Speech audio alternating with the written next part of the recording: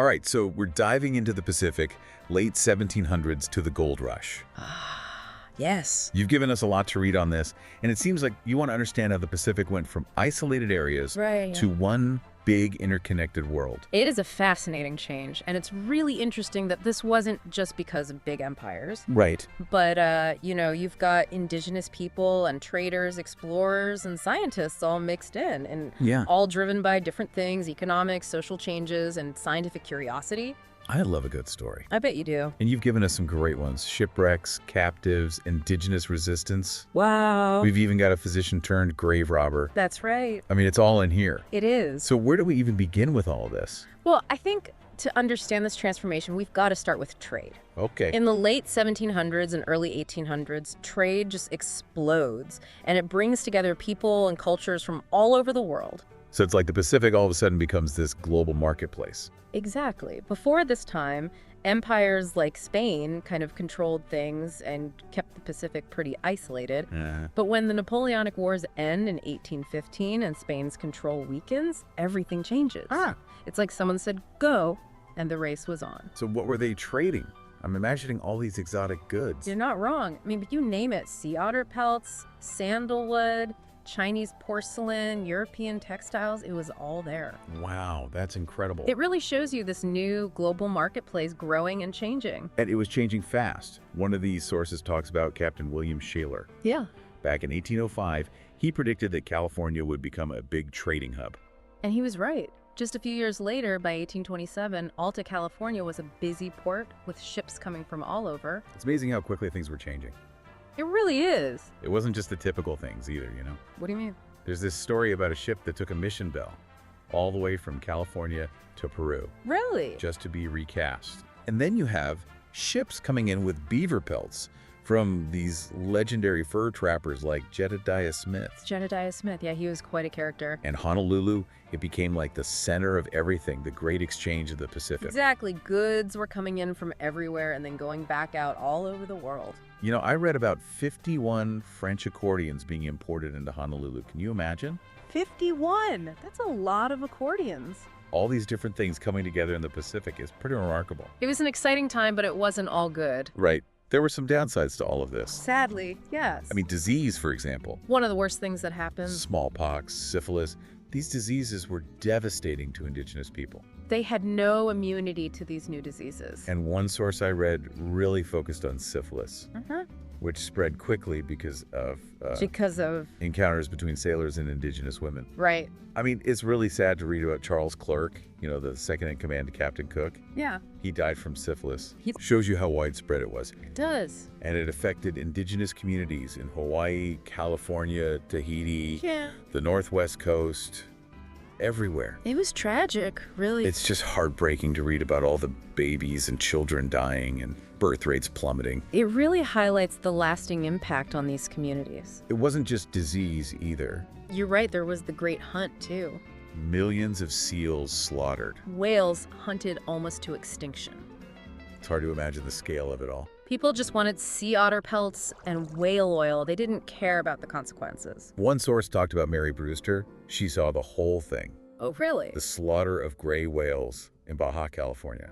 Wow! She even described the whales fighting back. Oh, that must have been something to see. It was a brutal industry. It was. You know, on the Juan Fernandez Islands, over 3 million seals were killed in just 10 years. That's hard to believe. This new interconnectedness, it came at a high price. It did, but there was another side to it, too. What do you mean?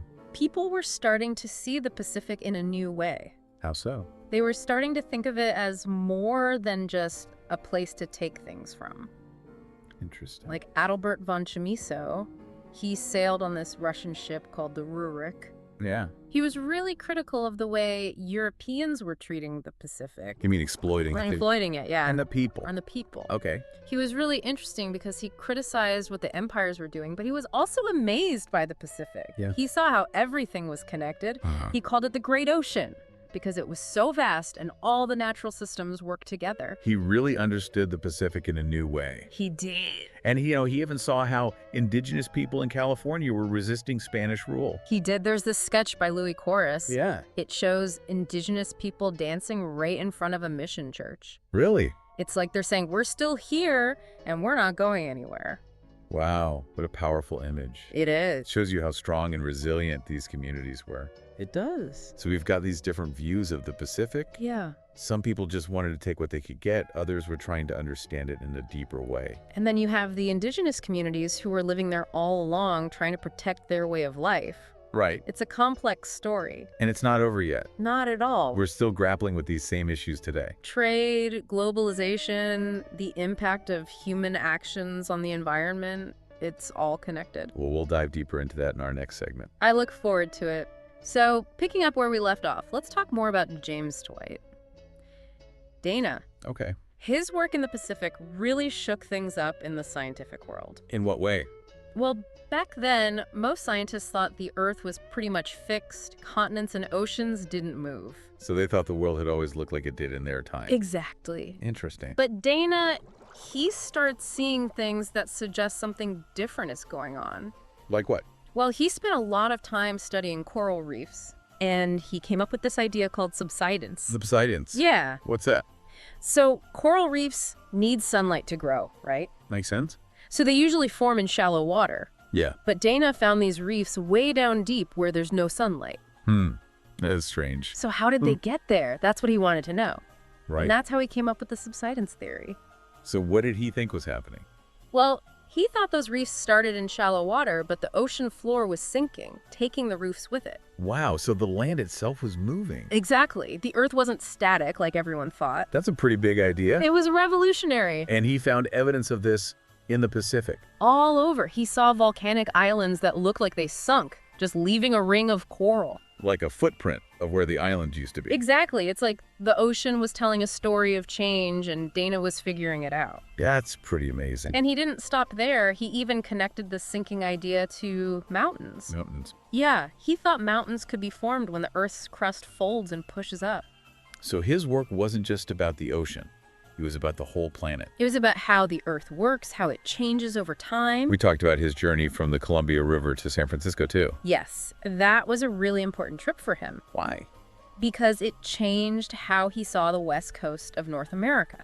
Okay. He didn't see it just as the edge of the continent anymore. Mm-hmm. He saw it as part of this bigger system, the Pacific Basin. So it was connected to the ocean in a more fundamental way. Right. Right. Shaped by the same forces. And this was right before the U.S. took California from Mexico, right? Yes. It was a very interesting time. It's like Dana was showing that the West wasn't just this empty frontier waiting to be conquered. Exactly. It was connected to something much bigger. I wonder if his work changed how Americans thought about the West. It's hard to say for sure, but it definitely presented a different way of looking at it. So we've got this idea of interconnectedness again. Oh. But you said earlier that Dana's views changed later on. They did. It's fascinating, actually. How so? Well, as the U.S. gained control of the West Coast, the focus of American geology shifted. How did it shift? It moved away from the Pacific and towards the continent. So instead of looking outward, they looked inward.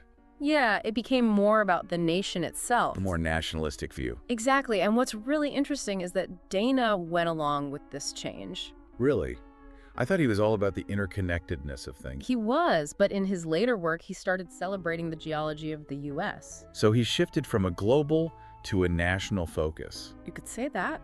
It's like science was being used to support the idea of America as a continental power. It's a really interesting point, and it shows how science is always influenced by what's happening in society. Right, it's not just about objective facts. Exactly. It's always connected to the time and place it's happening. Okay, so we've talked a lot about scientists and explorers, but what about the indigenous communities? How did they experience all of this change?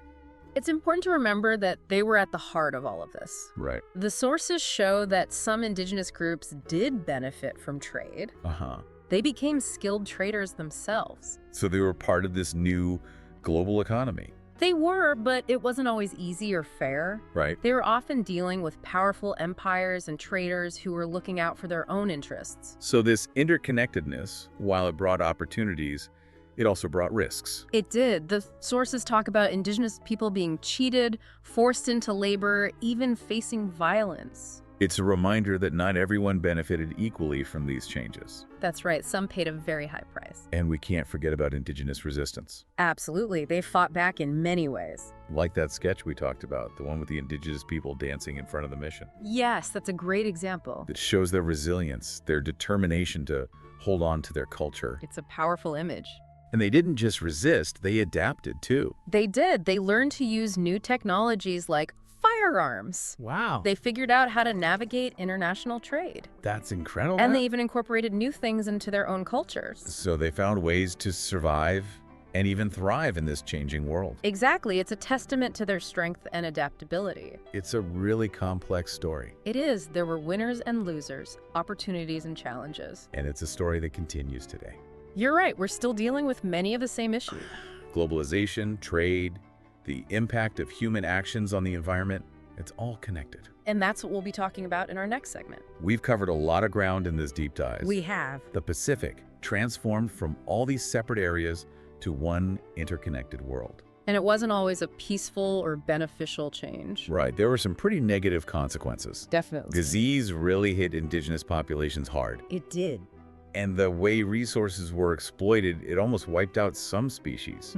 It's a reminder of what can happen when profit and expansion come at the cost of people and the environment. But even with all of that, Yeah. we've seen some glimmers of hope. Oh, absolutely. New ways of looking at the Pacific. Yeah. Acts of resistance Uh-huh. and incredible resilience. I mean, think about Chamiso criticizing those European empires. Yeah. Or Dana and his early work showing how connected everything in the Pacific is. Right. And of course, we can't forget about the indigenous communities and how they adapted and resisted all these pressures. It really shows you that even when things are changing so much, Yeah. there are always people who are pushing back, fighting for something better. And we have to remember this transformation didn't just end. It's still happening today. It's an ongoing process. So what we're talking about, it's not just history. No, it's relevant to today's world. All these things, trade, globalization, how we impact the environment, we're still dealing with them. Exactly. And they offer both opportunities and challenges, just like back then. So looking at the Pacific today, what can we learn from all of this? Well, it shows us that the Pacific isn't just some empty space. Right. It's a vibrant place full of life, and it's affected by everything we do. And our choices as individuals and as a global community. They have big consequences. For the environment and for all the different people who call the Pacific home. We can't just keep taking what we want from the Pacific. I need a different approach. Yeah, one that's more sustainable and equitable. So, something for us to think about. Okay. The Pacific is once again at the center of global politics and trade. It is. How do we make sure we don't repeat the mistakes of the past? How do we create a future for the Pacific where everyone benefits and the environment is protected? Big question. Yeah.